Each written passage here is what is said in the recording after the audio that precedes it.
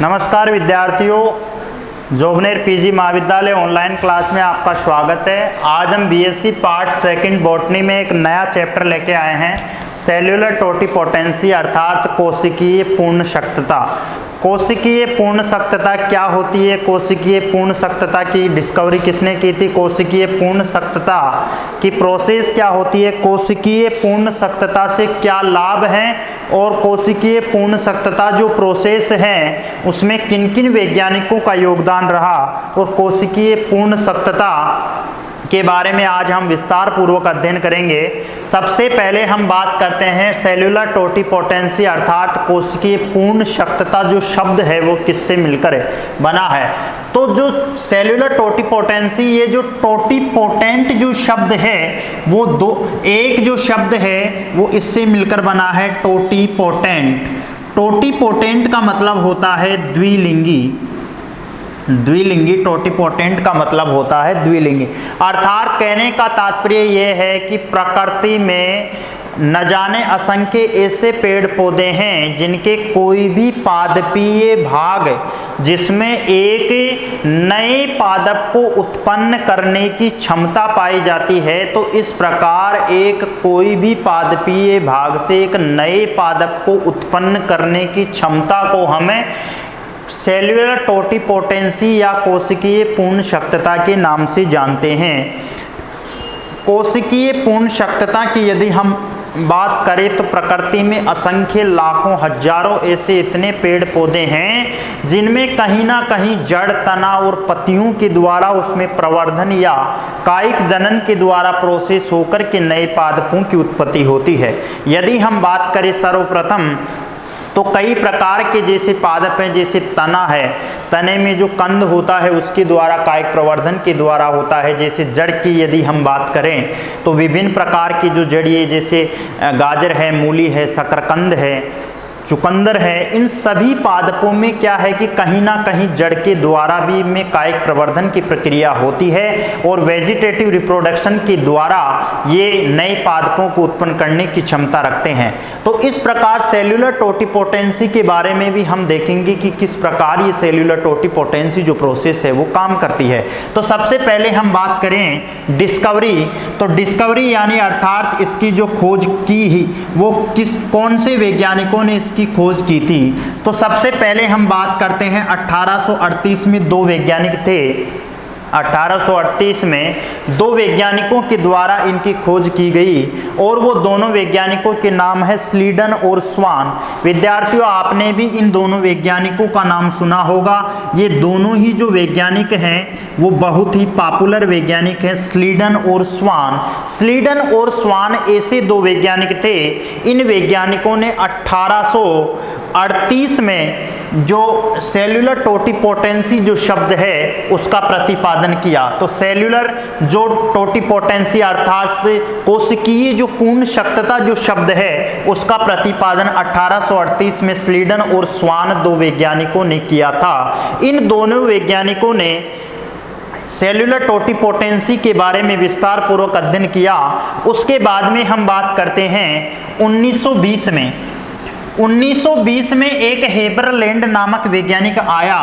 1920 में कौन सा वैज्ञानिक आया? हेबरलैंड।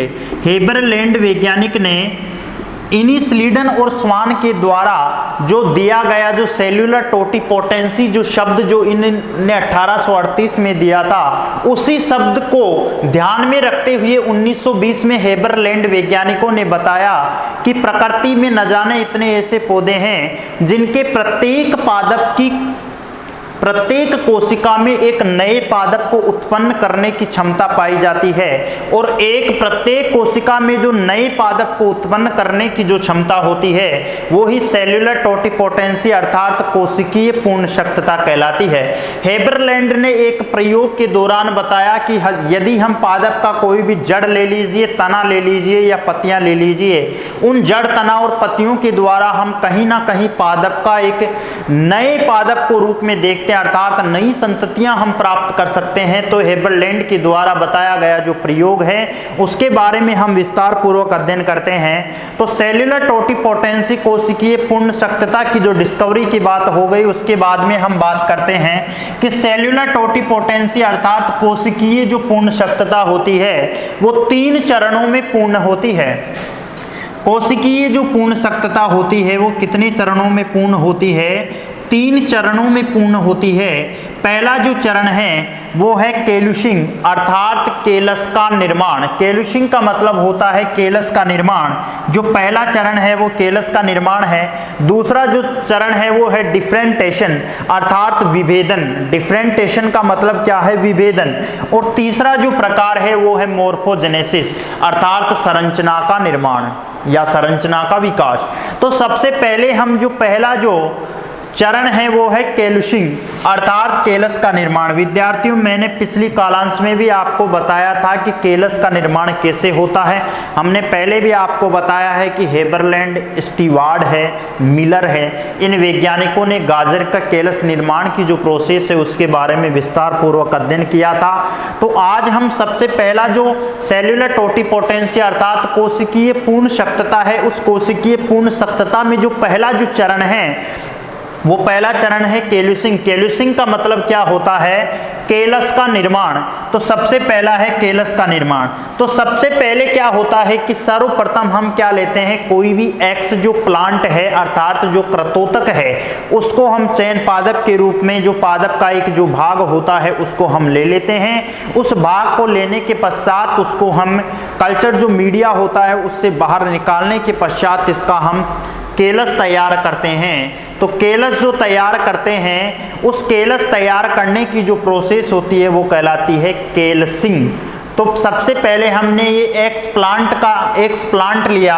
सबसे पहले जो प्रोसेस है उसमें हमने क्या लिया? एक्स प्लांट ले लिया। एक्स प्लांट को लेने के पश्चात इसको एमएस मीडिया या बेसल मीडिया में रखा। अब मैंने आपको पहले भी बताया था कि जो बेसल जो मीडिया होता है, आधारिक जो माध्यम होता है, उसमें विभिन्न प्रकार के तत्व, यदि हम बात करें नाइट्रोजन है, फास्फोरस है, कैल्शियम है, मैग्नीशियम है, सल्फर है, पोटास है, ये सभी जो तत्व होते हैं रासायनिक तत्व इसके अंदर मिले हुए होते हैं। इसके अलावा कुछ ग्रोथ जो रेगुलेटर्स होते हैं अर्थात कुछ हार्मोन्स होते हैं जो पादपों की वृद्धि को बढ़ाने में सहायक होते हैं, वो भी इसके अंदर मौजूद होते हैं। ये जो ग्रोथ रेगुलेटर्स है, यदि हम बात करें ऑक्सिन है, जिब्रेलिन है, साइटोकाइनिन है और एब्सिसिक एसिड, ऐसे जो ग्रोथ रेगुलेटर्स है वो क्या करते हैं? इसको बढ़ाने का काम करते हैं। तो इस प्रकार हम क्या करते हैं? सबसे पहले एक्स प्लांट को बेसल मीडियम पर रखते हैं। बेसल मीडियम पर रखने के पश्चात इसका हम क्या करते हैं? केलसिंग तैयार करते हैं। तो ये जो पहला जो चरण है हमारा, केलसिंग जो प्रोसेस होती है वो, ये केलसिंग जो प्रोसेस है वो पूर्ण हो गई। अब द्वितीय चरण में हम बात करते हैं डिफरेंटेशन। अब जैसे ही शब्द से ही हमारे को ज्ञात हो रहा है कि डिफरेंटेशन का मतलब क्या होता है? विभेदन। विभेदन कहने का मतलब ये है कि हमने पहले चरण में केलस का निर्माण किया है, तो केलस की जो भी कोशिकाएं हैं वो सभी कोशिकाएं क्या करेगी? विभेदन करेगी, क्योंकि बिना विभेदन के पादप की उत्पत्ति होना संभव नहीं है। तो इस कार्य के लिए सबसे पहले क्या होगी? जो कोशिकाएं हैं वो विभेदन करेगी, डिफरेंटेशन होगा, और जो ऊतक संवर्धन जो प्रोसेस है उसके लिए इसमें ऊतकों का निर्माण होगा। कोशिकाएं अलग अलग भागों में बटेगी और अलग अलग अंगों का निर्माण करेगी। जैसे हम बात करें जाइलम है, तो जाइलम के द्वारा क्या होगा? पौधे में जो जल खींचने अर्थात ससंजन और आसंजन जो सिद्धांत होता है उसके तत्वाधान में, जैसे जल का जो खींचना और चढ़ने का जो कार्य होता है वो जाइलम के द्वारा होता है। उसी प्रकार यदि हम फ्लोएम की बात करें तो फूड का जो पहुंचाने का, डिस्ट्रीब्यूशन का जो कार्य होता है वो किसका होता है? वो फ्लोएम का होता है। तो जाइलम, फ्लोएम, इन सभी तत्वों का निर्माण होगा। उसके बाद में ये जो डिफरेंटेशन हो गया, और डिफरेंटेशन होने के पश्चात क्या होगा? पादप की जो कोशिकाएं हैं वो अलग अलग भागों में बट जाएगी और अलग अलग भागों का निर्माण करेगी। तो द्वितीय चरण में क्या होगा? सेल्यूलर टोटिपोटेंसी के द्वितीय चरण में डिफरेंटेशन होगा। अब तीसरा जो चरण है वो क्या है? मोर्फोजेनेसिस। मोर्फोजेनेसिस को हिंदी में हम बोलते हैं संरचना विकास। संरचना विकास का मतलब है कि पहले कैलस का निर्माण हो गया कोशिकाओं में, फिर डिफरेंटेशन विभेदन हुआ, उसके बाद में मोर्फोजेनेसिस का मतलब क्या होता है कि संरचनाओं का विकास हो रहा है। संरचनाओं का विकास से मतलब है कि संपूर्ण जो पादप है उसका निर्माण होगा। सबसे पहले हम बात करते हैं, सबसे पहले किसका निर्माण होता है? सूट का निर्माण होता है। ये सूट है, सूट को हम क्या बोलते हैं? परोह। तो परोह क्या होता है? जो जमीन से ऊपर वाला जो भाग होता है उसको हम परोह कहते हैं। तो सबसे पहले किसका निर्माण होता है? परोह का निर्माण होगा। अब परोह के नीचे वाला जो पार्ट है वो अभी सामान्य रूप से दिखाई दे रहा है, परंतु इसमें जड़ें लाना अति आवश्यक है, क्योंकि बिना आधार के बिना ये पौधा सुरक्षित खड़ा नहीं रह पाएगा। तो इसी प्रकार हम क्या करते हैं, जो सूट का जो नीचे वाला जो पार्ट है उस पार्ट को हम किससे, IBA आपने एक नाम सुना होगा, इंडोल ब्यूटायरिक एसिड, एक ऐसा तत्व होता है जिसमें यदि हम 2 घंटे के लिए यदि किसी सूट को यदि या प्रोह को यदि 2 घंटे के लिए रख दें तो उसमें 3 या 4 दिन के पश्चात उसमें जड़ें निकल आती है। तो सूट को इसमें क्या है कि IBA के घोल में रखने के पश्चात इसमें जड़ें आ जाएगी और इस प्रकार ये जो मोर्फोजेनेसिस अर्थात जो संरचना विकास की जो प्रोसेस है वो पूर्ण हो जाएगी। उसके बाद में ये तीनों चरण पूर्ण होने के पश्चात हमारे को नए पादप की उत्पत्ति हो गई, परंतु अब इन पादपों को हमारे को ट्रांसफर इन सोइल अथवा फील्ड अर्थात इनको ट्रांसफर करना है, यानी कि खेत के अंदर इन पादपों को हमारे को क्या करना है, ट्रांसफर करना है। तो ट्रांसफर करने के लिए हम सबसे पहले क्या करते हैं, जैसे हमारे को गमलों में ट्रांसफर करना है तो बराबर 1:1 में मिट्टी और वर्मी क्यूलाइट को मिलाते हैं। अब प्रश्न ये उठता है कि वर्मी क्यूलाइट मिलाते क्यों हैं? वर्मी क्यूलाइट मिलाने का मतलब ये है कि बराबर यदि हम 1:1 में इनको मिलाएंगे तो क्या होगा, जो जमीन होगी, जो मिट्टी होगी, जो मृदा होगी, वो मृदा में इसमें एक कठोरता प्रदान करेगा, क्योंकि बिना कठोरता प्रदान किए यदि पोली ज़मीन में यदि हम नरम ज़मीन में यदि इसको पौधे को लगाएंगे तो पौधा हवा के बल से ये क्या हो जाएगा, उसमें टेढ़ा पड़ जाएगा और उसमें तना की जो स्थिति है वो सही नहीं रह पाएगी। तो ऐसी स्थिति में हम क्या करते हैं, 1:1 में मृदा और वर्मीक्यूलाइट को बराबर मात्रा में मिला करके और गमले में रोपण इसका पौधे का कर देते हैं। तो ये एक प्लांटलेट्स तैयार हो जाता है जिसे हम बोलते हैं पादपक। जो 5 या 7 दिन का जो पौधा होता है वो उसको हम प्लांटलेट्स के नाम से जानते हैं। प्लांटलेट्स को हिंदी में क्या बोलते हैं, हम पादपक बोलते हैं। तो इस प्रकार ये क्या होता है, पादपक का निर्माण होता है। तो ये जो प्रोसेस थी वो ये जो संपूर्ण जो प्रोसेस है कोशिकीय पूर्ण सख्तता वो कितने चरणों में पूर्ण हुई, 3 चरणों में पूर्ण हुई। प्रथम चरण में क्या होता है, कैलस का निर्माण होता है। कैलस निर्माण के लिए प्लांटलेट्स ले लेंगे, इसको हम बेसल मीडियम पर रखेंगे। बेसल मीडियम में अभी बताया था नाइट्रोजन, फास्फोरस, ऑक्सीजन और कॉपर सल्फेट इत्यादि कुछ तत्व होते हैं। उसके अलावा ग्रोथ रेगुलेटर्स जैसे ऑक्सीन है, जिब्रेलिन है, साइटोकाइनिन है, एब्सिसिक इथाइलिन, ये हार्मोन होते हैं। उसके बाद में कैलेसिन का निर्माण हो जाएगा। कैलेसिन का निर्माण होते ही इसका प्रथम चरण पूर्ण हो जाएगा। द्वितीय चरण जो है वो क्या है, डिफरेंटेशन है। डिफरेंटेशन में क्या होता है कि जो कैलेसिन की जो कोशिकाएं हैं प्रत्येक कोशिका में विभेदन होगा। विभेदन होने से ऊतक का निर्माण हो जाएगा और ऊतक का निर्माण होने के पश्चात प्रत्येक जो कोशिका होगी वो अपने समान एक नई संरचना का निर्माण करने की क्षमता रखेगी।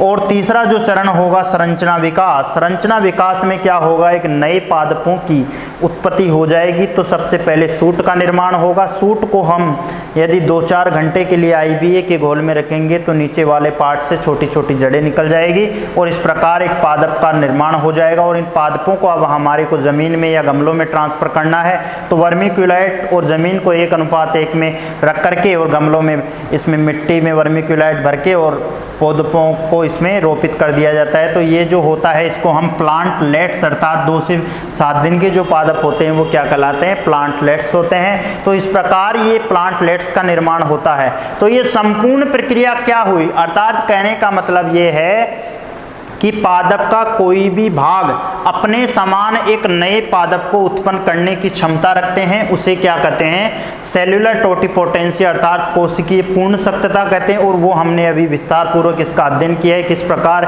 एक ही पादप की कोशिका से हमने कई पादपों का निर्माण कर लिया है। तो ये इस प्रकार सेल्यूलर टोटिपोटेंसी होती है। अब हम देखते हैं कि सेल्यूलर टोटिपोटेंसी के लाभ क्या हैं। अभी हमने सेल्यूलर टोटिपोटेंसी की डिस्कवरी के बारे में अध्ययन किया है, उसके बाद में हमने इसकी जो संपूर्ण जो प्रोसेस होती है वो कैसे होती है उसके बारे में अध्ययन कर लिया। अब इसके बाद करते हैं हम इसके लाभ क्या हैं। तो सेल्यूलर टोटिपोटेंसी का जो पहला जो लाभ होता है वो होता है कि इसमें जो पौधे जो उत्पन्न होंगे वो क्या होंगे, स्वस्थ और निरोगी पौधे होंगे।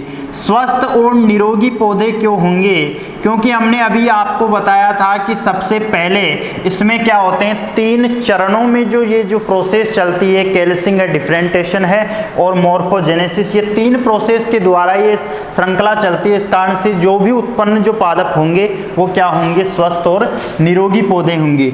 दूसरा होगा कि इसमें बहुत ही कम समय में क्या होंगे, असंख्य पादप प्राप्त हो जाएंगे। कम समय में बहुत ही अधिक संख्या में पादप प्राप्त हो जाएंगे, कम समय में पादप की प्राप्ति हो जाएगी। तो कहने का मतलब ये है कि बहुत ही कम समय में हम एक ही कोशिका से हजारों लाखों की संख्या में असंख्य पौधे प्राप्त कर सकते हैं। तो ये बहुत ही कम समय में पादप प्राप्त हो गए। तीसरा जो चरण है उसमें क्या है कि इसमें ज़्यादा अपने को अतिरिक्त ज्ञान की आवश्यकता नहीं है, अर्थात कोई अनुसंधान कार्य या अतिरिक्त कोई अपने को स्टडी या अध्ययन करने की आवश्यकता नहीं है कि हमारे को पीएचडी करनी पड़ेगी तब ये जाकर के प्रोसेस होगी। इसमें सामान्य जो कृषि विज्ञान या जो वनस्पति शास्त्र के विद्यार्थी हैं वो भी इस प्रोसेस को कर सकते हैं। तो कहने का मतलब क्या है कि इसमें कम तकनीकी ज्ञान की आवश्यकता होती है, कम तकनीकी ज्ञान की आवश्यकता के द्वारा भी हम ये जो प्रोसेस है वो पूर्ण कर सकते हैं। अब लास्ट यदि हम चौथे लाभ की यदि हम बात करें तो ये क्या होता है कि ऐसे पादपों से ये जो तकनीक जो अपनाई जाती है उनसे जो उत्पन्न जो पादप होंगे वो क्या होंगे, बाजार में कम लागत में अत्यधिक मुनाफा कमा पाएंगे। कम लागत और जो मुनाफा है वो क्या है, अधिक है। तो कहने का मतलब ये है कि कृषि के क्षेत्र में या वनस्पति के क्षेत्र में यदि हम सेल्यूलर टोटिपोटेंसी या कोशिकीय पूर्ण सख्तता के द्वारा यदि तकनीक अपना करके यदि हम पादपों की जो प्रोसेस करें तो इस प्रोसेस के द्वारा हम असंख्य पादपों की उत्पत्ति कर सकते हैं। तो इस प्रकार आज हमने सेल्यूलर टोटिपोटेंसी अर्थात कोशिकीय पूर्ण सख्तता के बारे में विस्तार पूर्वक अध्ययन किया है। अगली कालांश में हम एक नया चैप्टर लेके आएंगे।